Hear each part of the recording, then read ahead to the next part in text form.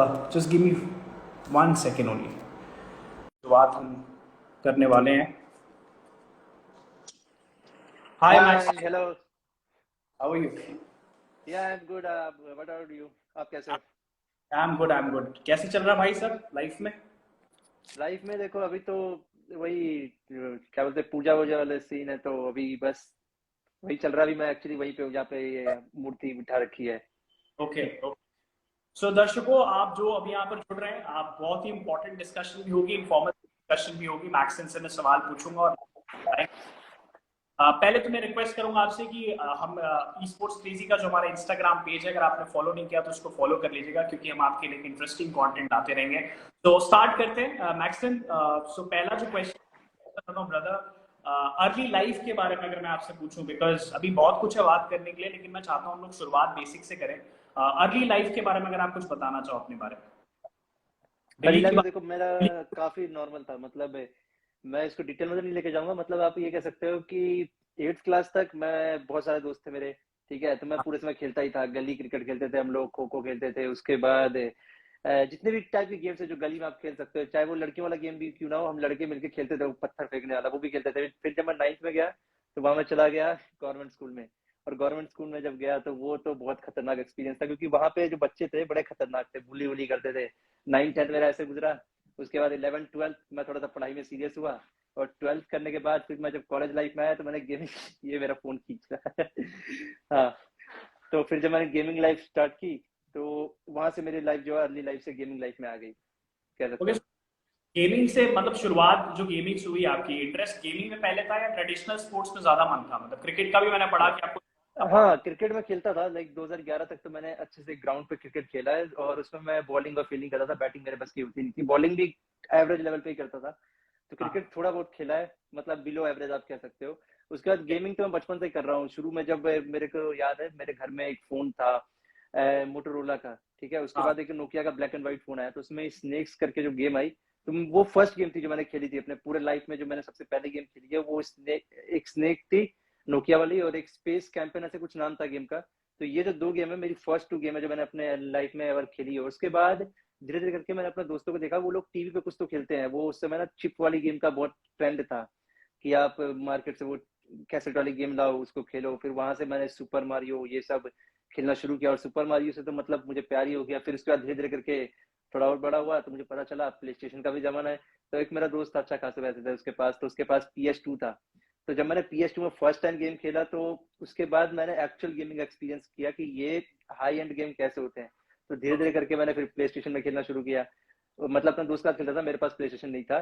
फिर उसके बाद मेरे कजन आए हुए थे दिल्ली में, मतलब उन्होंने मेरे आसपास ही रेंट पे रूम लिया हुआ था। हाँ, तो उनके पास एक कंप्यूटर था, उसमें वो गेम्स डाल के रखे थे उन्होंने। नीड फॉर स्पीड हो गया, GTA वाई सिटी हो गया। और GTA वाई सिटी मैं बता रहा हूँ 2012-13 में, मतलब उस समय 5 आने वाली थी। और उस समय GTA वाई सिटी भी बहुत ज्यादा ट्रेंडिंग थी, क्योंकि उस गेम को खेलने के लिए भी आपको अच्छा खासा कंप्यूटर चाहिए था। अब तो वो मोबाइल पे चल जाती है वो गेम। तो वहां से GTA 5 खेलना मैंने शुरू किया। तो एक तरीके से मैं शुरू में बहुत सारी गेम्स खेल चुका हूँ मैं। सो मतलब गेमिंग जब आपने शुरुआत करी, बिकॉज आप एक कंटेंट क्रिएटर है, सो कब आपको लगा कि आपको कंटेंट क्रिएशन में जाना चाहिए, ये मैं जानना चाहूंगा यहाँ पे। कंटेंट क्रिएशन में कब जाना चाहिए, देखो मुझे अभी भी याद है कि रिसेंटली जब म्यूजिकली ऐप हुआ करता था, ठीक है, हम्म, तब मैंने नोटिस किया था कि वीडियो लोग बनाते हैं सोशल मीडिया पे और डालते हैं। उस समय इंस्टाग्राम इतना चलता नहीं था। इंस्टाग्राम मतलब काम चला फोटोज अपलोड के लिए। और इंस्टाग्राम की फॉलोइंग भी तब ग्रीन कलर की आती थी।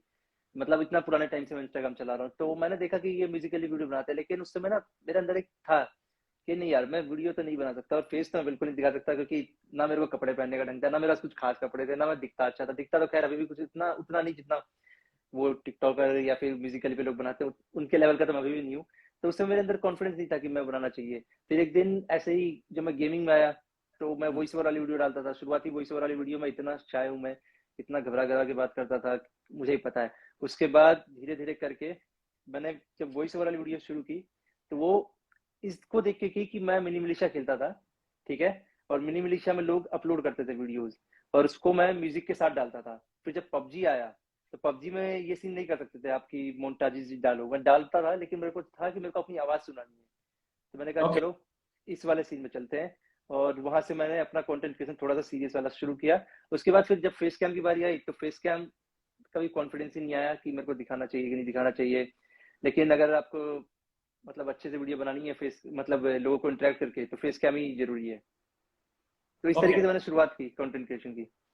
अक्सर अगर मैं आपसे पूछूं कि क्या सक्सेस का सीक्रेट है, मतलब बहुत सारे लोग कंटेंट क्रिएट करना चाहते हैं बट उनको नंबर्स नहीं मिल पाते, तो आपको इससे अगर मैं पूछूं कि सक्सेस क्या है कंटेंट का, इन रिस्पेक्ट। देखो सक्सेस का तो एक ही मूल मंत्र है कि पहली बात तो मैंने इसको एज ए हॉबी किया था, कि मैंने इसको एज ए वो नहीं किया था कि करूँ। तो अगर आप सक्सेस वही है, फैशन फॉलो करते जाओ, कभी ना कभी मिल जाएगा। लेकिन अगर आप ये मान के चल गए कि हमें सक्सेसफुली होना है, फिर वो डिमोटिवेशन आएगा, क्योंकि अगर आप एक्सपेक्टेशन रखते आवाज, हो।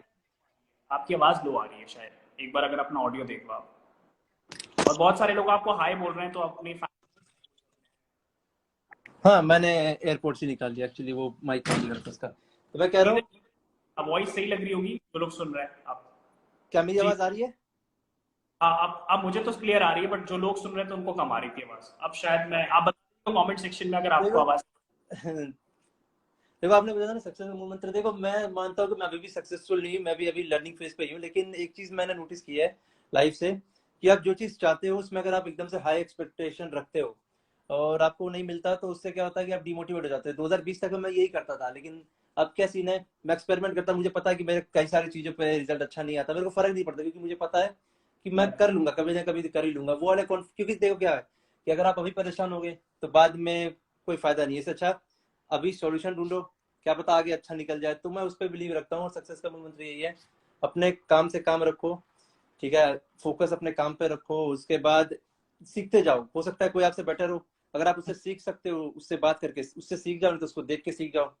बस वही है, लर्निंग पॉइंट हमेशा रहना चाहिए आपका, कि हमेशा कुछ ना कुछ सीखने की इच्छा रहनी चाहिए। एक बंदा लिख रहा है click bait OP.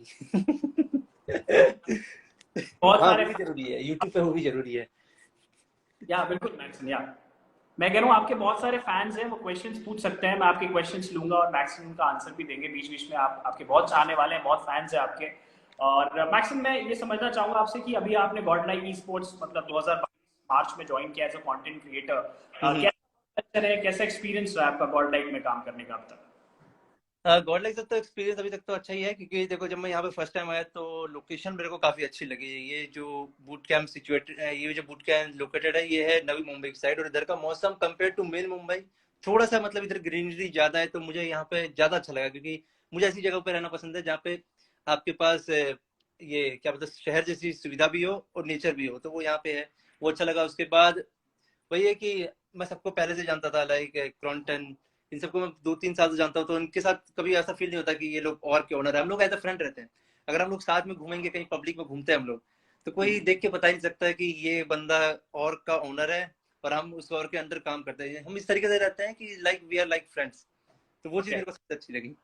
Okay maxim, मैं ये ना समझना चाह रहा था आपके बारे में कि ना दिल्ली से आपकी जर्नी मुंबई की रही है, मुंबई आप शिफ्ट हुए दिल्ली से, तो मुंबई चूज क्यों किया? बिकॉज अदर सिटीज भी इंडिया में, क्या ई स्पोर्ट्स का ग्रोथ ज्यादा है मुंबई में, या आपकी स्टोरी क्या है मुंबई, दिल्ली से मुंबई शिफ्ट करने की?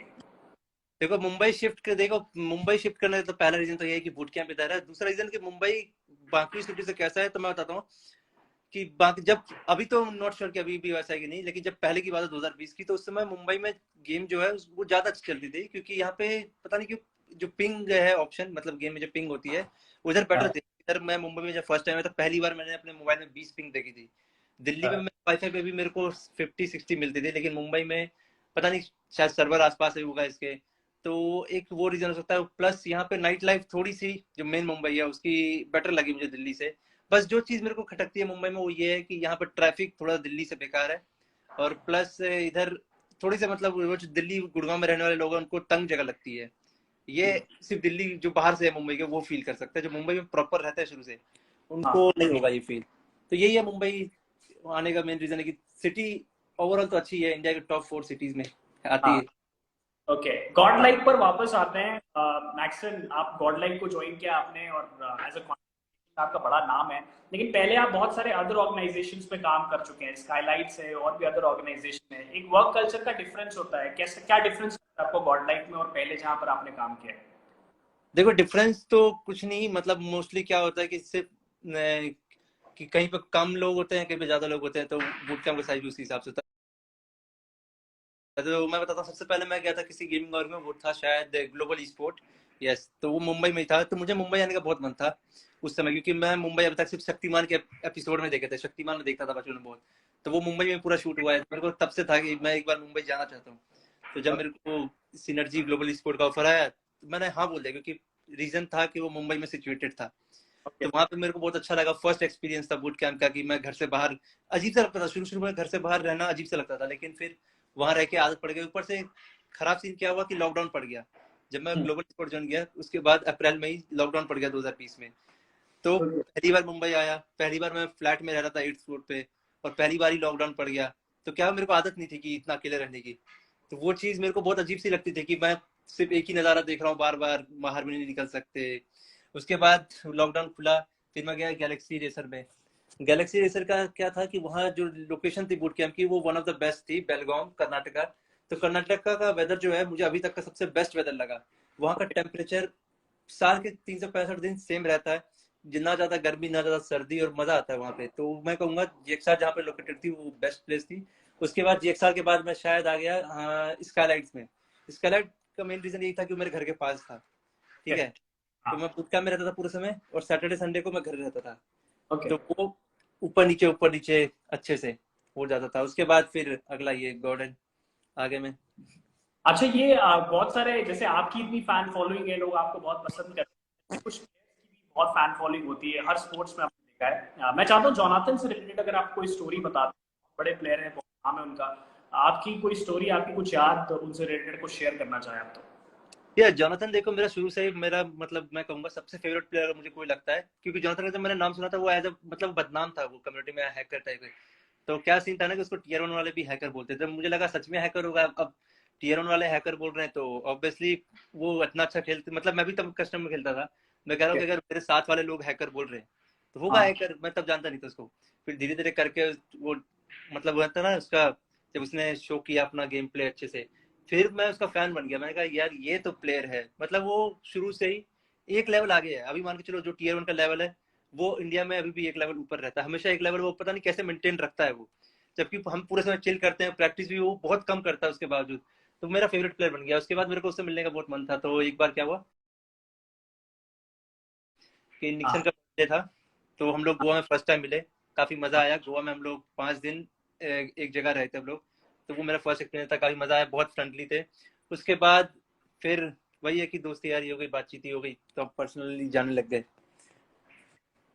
और भी आपके फेवरेट प्लेयर्स कौन कौन से, जोनाथन को अगर मैं, उनके अलावा भी बहुत आपके शुरू से जब आप फेवरेट नहीं। प्लेयर देखो मैं बताता हूँ, मेरे फेवरेट प्लेयर बहुत सारे रहे हैं। मैं डायरेक्ट आंसर देता हूँ। देखो शुरू में जब मैं खेलना शुरू किया था, तो शुरू में जिसने मेरी सबसे हेल्प की जायरोस्कोप सीखना, वो था स्काउट।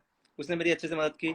उसके बाद धीरे धीरे करके मैं बाहर के प्लेयर के साथ खेलता था। लाइक एक लिक्विड नाम का प्लेयर था, अभी शायद बीटीआर में है वो। तो वो लोग पहले पबजी मॉल खेलते थे, तो लिक्विड इन सबके साथ ही खेला। उसके बाद धीरे धीरे करके और फेवरेट प्लेयर बने मेरे। अथीना बना। अथीना इसलिए बना क्योंकि वो रिफ्लेक्स उसके काफी अच्छे थे। To be okay, honest Athena iPad में खेलता था, लेकिन आईपैड में खेल के भी जो होता है ना स्किल सेट है, कि आप जान सकते हो कि चाहे डिवाइस मैटर नहीं करता, कभी कभार स्किल सेट भी दिखता है। तो वो देखा, मैं अथीना का फैन हो गया क्योंकि उसकी स्नाइपिंग एक्यूरेसी बहुत अच्छी है। उसके बाद धीरे धीरे करके प्लेयर और अच्छे आते गए। फिर तो मतलब बहुत सारे अच्छे प्लेयर हैं टीयर 1 में, तो कह सकते हो एक से बढ़ के एक धुरंधर है।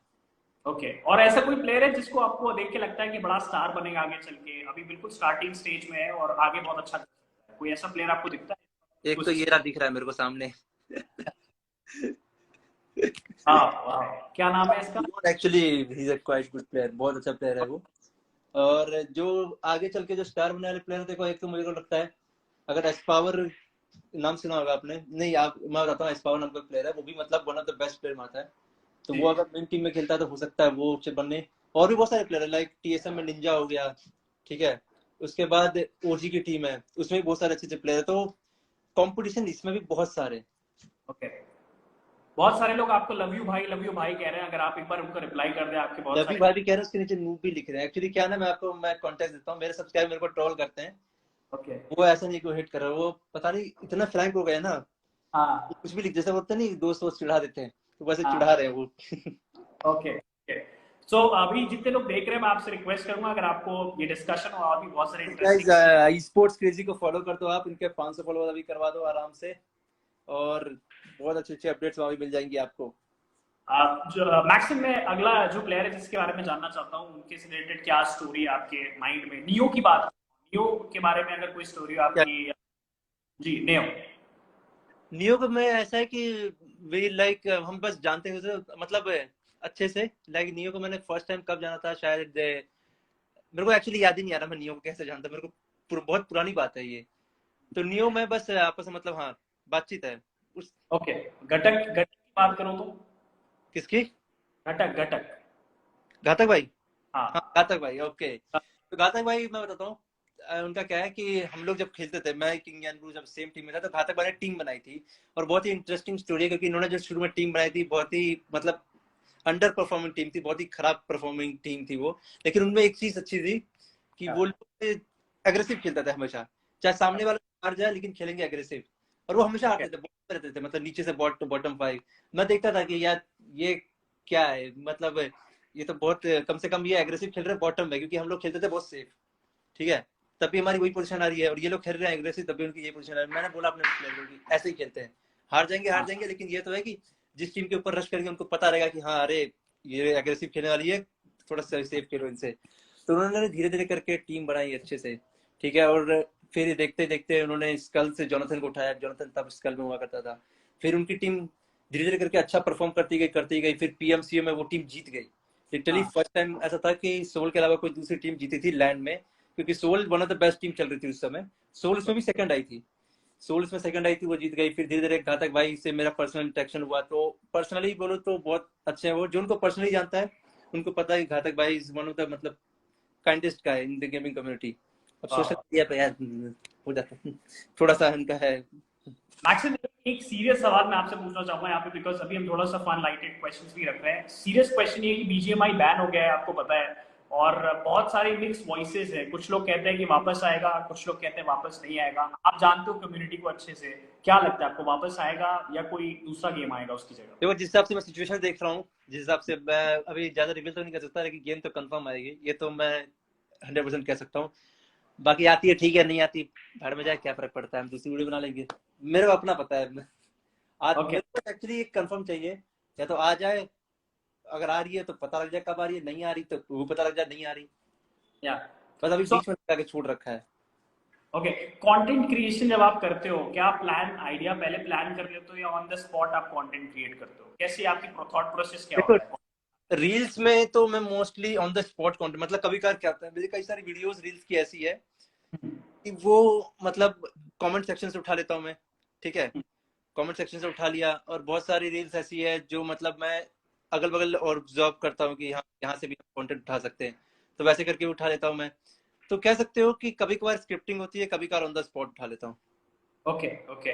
बहुत सारे लोग क्वेश्चन पूछ सकते हैं, आपको बहुत सारे चाहने वाले आपके, मैं आप डेफिनेटली सवाल पूछे, मैं आपके भी क्वेश्चन लूंगा यहाँ पर और मैक्सिम से पूछूंगा अब सवाल। मैक्सिम, एक और मैं समझना चाहता हूँ कि आपका जो नाम है सागर था, वहां से मैक्सन नाम कैसे पड़ा? आपने खुद चूज किया या किसी ने आपको दिया? उसकी स्टोरी क्या है? मैक्सटन नेम बहुत ही रैंडम था, सागर था मेरा नाम, मलेशियन था, तो मुझे एमसी नाम चाहिए था, ठीक ओके। है।